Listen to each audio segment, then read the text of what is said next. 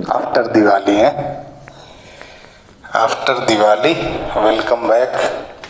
फिर से काम धंधे पे शुरू हो जाते हैं। दिवाली के आपको बहुत बहुत शुभकामनाएं। उम्मीद करता हूँ खूब मजे लिए होंगे दिवाली में। लिए हैं कि नहीं लिए? लिए ही होंगे। तो फटाके लाए थे या पटाखे लाए थे?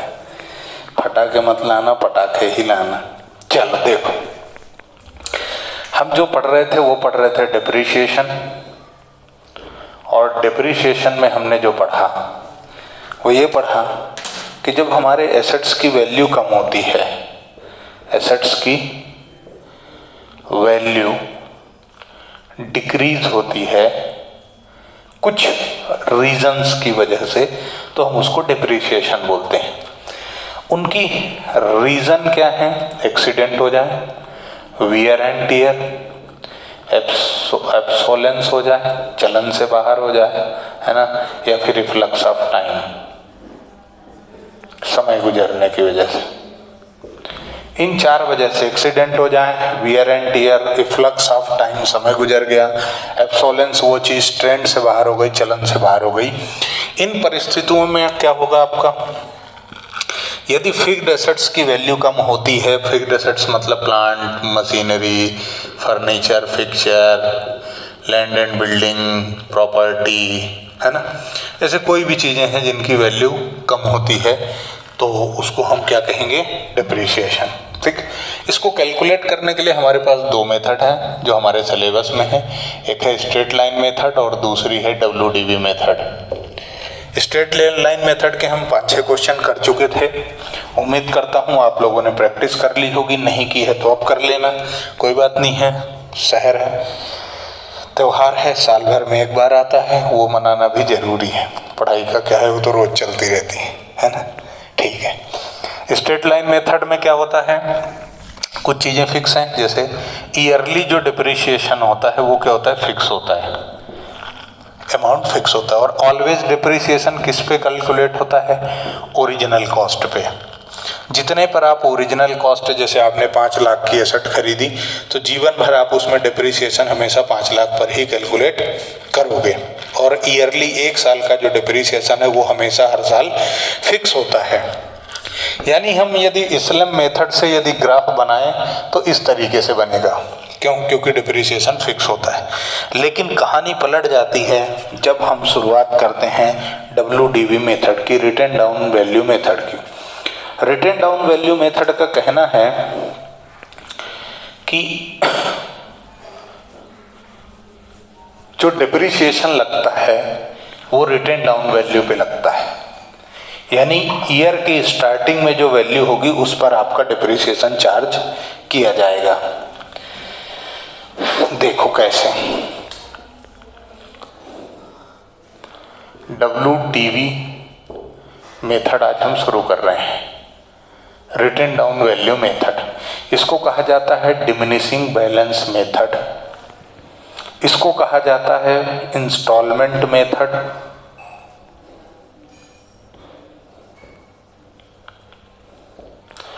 इसको कहा जाता है WDV, और इसको कहा जाता है बैलेंस मेथड। सॉरी, इंस्टॉलमेंट नहीं कहते, वो फिक्स्ड मेथड में होता है, इसको कहते हैं बैलेंस मेथड, ये कहा जाता है। ठीक है, ये इसके दूसरे नाम है, diminishing balance method, WDV method, balance method. 1-2 नाम और हैं इसके जो बुक्स में मिल जाएंगे, हम फिर से देख लेंगे। तो ये जब हम शुरुआत करेंगे तो यहाँ पर आपको कुछ चीजें याद रखना है। क्या याद रखना है? P2R है, कुछ पॉइंट्स टू रिमेंबर है, मैंने उंगली कर दी उनमें, तो आप ध्यान रखना, इंपॉर्टेंट है। पहला, depreciation is calculated, depreciation calculated on opening value of fixed asset. जो आपकी फिक्स्ड एसेट्स है उसकी जो ओपनिंग वैल्यू है उस पर आपको डिप्रिसिएशन कैलकुलेट करना है। ठीक है। दूसरी चीज ये है कि डिप्रिसिएशन यहाँ पर जो चार्ज होगा, dep is charged only for the period for which fixed assets used. सिर्फ उतने दिन का ही डिप्रिसिएशन लगाना है जितने दिन एसेट यूज होगी। ये पॉइंट आपको बेसिकली जब आप सेल करते हैं तब काम आता है। तीसरी बात, इसका जो ग्राफ बनता है वो कुछ यूं बनता है, डाउनवर्ड स्लोपिंग, नीचे की तरफ आता है। क्यों? शुरुआत में कम, शुरुआत जो होती है उसमें डिप्रिसिएशन ज़्यादा लगता है, फिर धीरे धीरे कम होता है। क्यों? क्योंकि जब आपकी वैल्यू कम होती है तो डिप्रिसिएशन भी कम होता जाता है। एग्जाम्पल के तौर पर आप ऐसे समझें कि आपने परचेस किया, परचेस प्राइस है आपके प्लांट एंड मशीनरी का मान लीजिए ₹10,000, ठीक है, बराबर। इस पर आपको डिप्रिसिएशन लगाना है @ 10% पर एनम, ठीक। अब आप क्या करोगे मित्रों? अब आप क्या करोगे? डिप्रिसिएशन कैसे लगाओगे WDV मेथड में? समझो, फर्स्ट ईयर का जो डिप्रिसिएशन होगा वो होगा 10,000 × 10 डिवाइडेड बाय 100 × 100, ऐसे लगाएंगे आप एक साल का डिप्रिसिएशन। कितना आएगा? 1000, ठीक है, ₹1000। जब आप सेकेंड ईयर पर डिप लगाएंगे तो आप क्या करेंगे वो देखिए।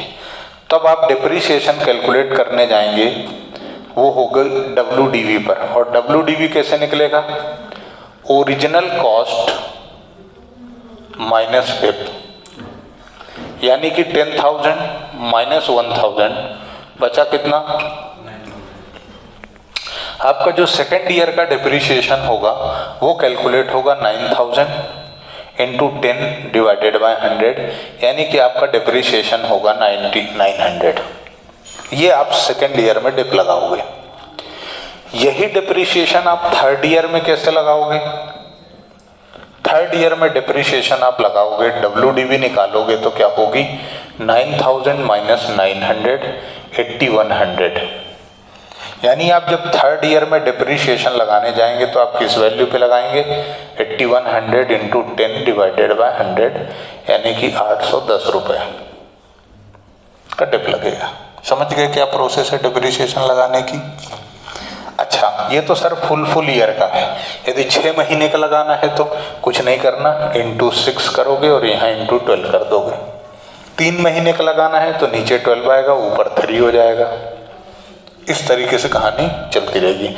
आपको बस ये पूरे होशो हवास बिना किसी नशे पत्ती के ये ध्यान रखना है कि आपको डिप्रिसिएशन सिर्फ only for the period for which fixed asset is used पर ही डिप्रिसिएशन चार्ज करना है। जितने दिन आप एसेट को यूज करोगे उतने दिन का ही डिप्रिसिएशन आपको लगाना है, ना उससे कम ना उससे ज़्यादा। और WDV कैसे निकालोगे? तो जितना डिप्रिसिएशन है उसको माइनस कर दो, जो बैलेंस बचा वो अगले साल का WDV ओपनिंग बैलेंस है, और उसी ओपनिंग बैलेंस पर डिप्रिसिएशन कैलकुलेट होगा। पहले इस सिंपल से क्वेश्चन को मैं आपको समझाता हूँ। जर्नल एंट्री करने का फंडा बिल्कुल वैसा ही है जैसा हमने स्ट्रेट लाइन मेथड से पहले पढ़ा था।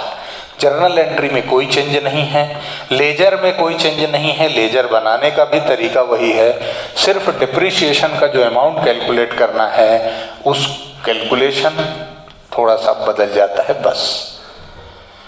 क्यों? क्योंकि स्ट्रेट लाइन मेथड में एवरी ईयर, हर साल का जो डिप्रिसिएशन होता है वो फिक्स होता है और सेम वैल्यू पर होता है। लेकिन WDV मेथड में हर साल का जो डिप्रिसिएशन होता है वो चेंज होता है ना। चलो एक एग्जांपल लेता हूँ, उसको अपन करते हैं तो अपनी क्लियरिटी थोड़ी अच्छी होगी। एग्जांपल है हमारा कि हमने 1 अप्रैल 2019 को एक फर्नीचर खरीदा, परचेस किया ₹50,000 का, ठीक है। इस पर हम डिप्रिशिएशन लगा रहे हैं @10% पर एनम WDV मेथड से, ठीक है। ठीक, अब इस मेथड से जब हम डिप्रिशिएशन लगा रहे हैं और हमको इसका लेजर बनाना है, तो हम कैसे बनाएंगे वो देखो।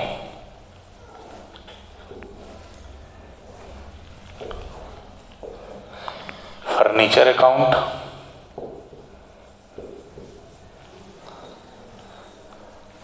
आपका date, particular, amount, date, particular, amount, ये हो गया आपका, ठीक है। अब इसमें क्या होगा, आपने कब खरीदा? 1 अप्रैल को, 1 अप्रैल 2019 टू बैंक, बिल्कुल सेम टू सेम वैसा ही लिखेंगे। कितने में खरीदा? 50,000 में, ठीक है। ईयर एंड कब होगा? 31 मार्च 2020 बाय डिप्रिशिएशन। कितना? 50,000 इंटू 10 बाय 100, 2 जीरो काट दिए, 5,000 का डिप्रिशिएशन आ गया, ठीक है। सेम डेट पे आप क्या करोगे? बाय बैलेंस CD, कितना? 45,000। कैसे? ऐसे, डेबिट में है 50,000, क्रेडिट में भी कितना होना चाहिए? 50,000। 50,000 में से 5,000 कम कर दो तो ये नेक्स्ट ईयर के लिए ये बैलेंस। नेक्स्ट ईयर डेट है 1 अप्रैल 2020। सर कोरोना चल रहा था, लॉकडाउन था, हम लेजर कैसे बनाएंगे? लॉकडाउन खत्म होने के बाद लेजर बनाएंगे, है ना, पर डेट तो यही लेनी पड़ेगी। टू बैलेंस BD, कितना बैलेंस आया? 45,000, ठीक है। ईयर एंड पे डिप लगाओगे, यानी कि 31 मार्च 2021, साल तो यही खत्म होगा, 20 से शुरू होगा, 21 में खत्म होगा, बाय डिप। डिप्रिशिएशन कैसे निकालोगे? 45,000 इंटू 10 डिवाइडेड बाय 100, यानी ये जो ओपनिंग वैल्यू है इसी पर डिप्रिशिएशन कैलकुलेट होगा। किस मेथड में? WDV मेथड में, ठीक है। SLM होती तो हम यही वाला लेते, ठीक, यानी कितना? 450 का आपका डिप लग गया। सेम डेट को बाय बैलेंस CD, कितना? 45,000, इधर भी 45,000, ठीक है। अब 45,000 में से माइनस कर दो तो बैलेंस कितना बचा? 40,500, ठीक है। नेक्स्ट ईयर क्या कैरी होगा? 1 अप्रैल 2021 टू बैलेंस BD 40,500, ठीक है। 31 मार्च 2021 22 होगा ये, क्योंकि 21 से शुरू होगा तो साल 22 में खत्म होगा, बाय डिप्रिशिएशन। अब आप किस पर निकालेंगे डिप्रिशिएशन? इस वैल्यू पे, यानी कितना? 40,500 इंटू 10 बाय 100, 2 जीरो से 2 जीरो काट दिए, 4050, ठीक।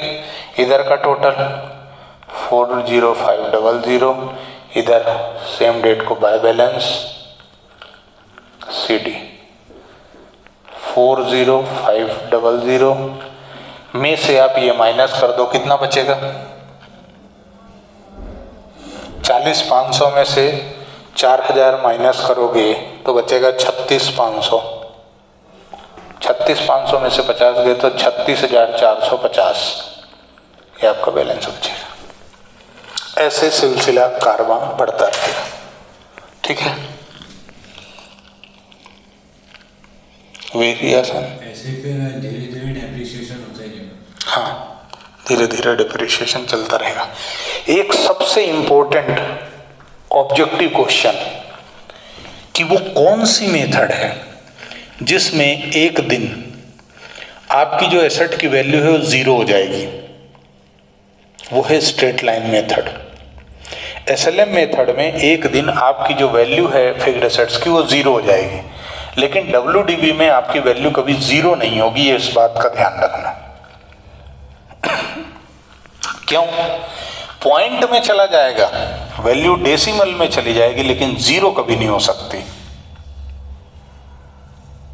स्ट्रेट लाइन में क्या होता है, जैसे ये वैल्यू होती, इस एग्जांपल को लो, तो स्ट्रेट लाइन में तुम क्या करते एसएलएम में, हर साल तुम 50,000 इंटू 10/100 यानी कि 5,000 का डिप लगाते है ना, यानी कि 10th ईयर में तुम्हारी कितना होता, जीरो वैल्यू बचती है ना, 5-5 हजार करके लगाते डिप्रिसिएशन, तो 10 साल में जीरो हो जाती। लेकिन यहां पर कैलकुलेट करके देख लो, जीरो नहीं होगा, दशमलव में चला जाएगा पर जीरो नहीं होगा। क्यों? क्योंकि हर साल डिप्रिसिएशन कम होता जा रहा है ना भाई। जो वैल्यू बचेगी उसी का 10%, जो वैल्यू बची उसी का 10%। तो ये ध्यान रखना कि कौन सी अच्छा, ग्राफ की बात करें तो एसएलएम में ग्राफ कैसा बनता है, parallel to x axis. WDB में ग्राफ कैसा बनता है, डाउनवर्ड स्लोपिंग। ये एसएलएम है, इसमें आपका ग्राफ कैसा बनेगा, पैरेलल टू एक्स एक्सिस, और यहां कैसा बनेगा, डाउनवर्ड स्लोपिंग।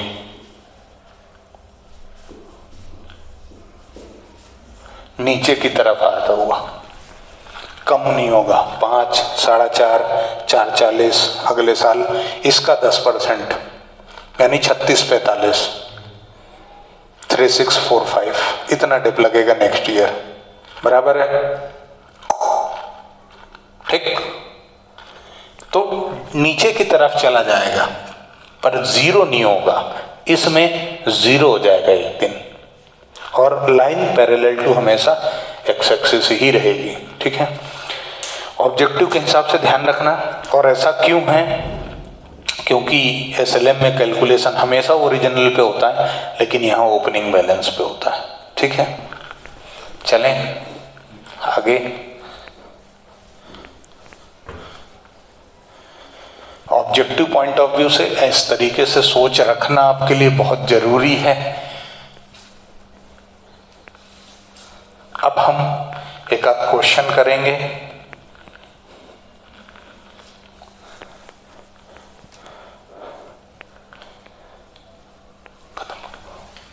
चलिए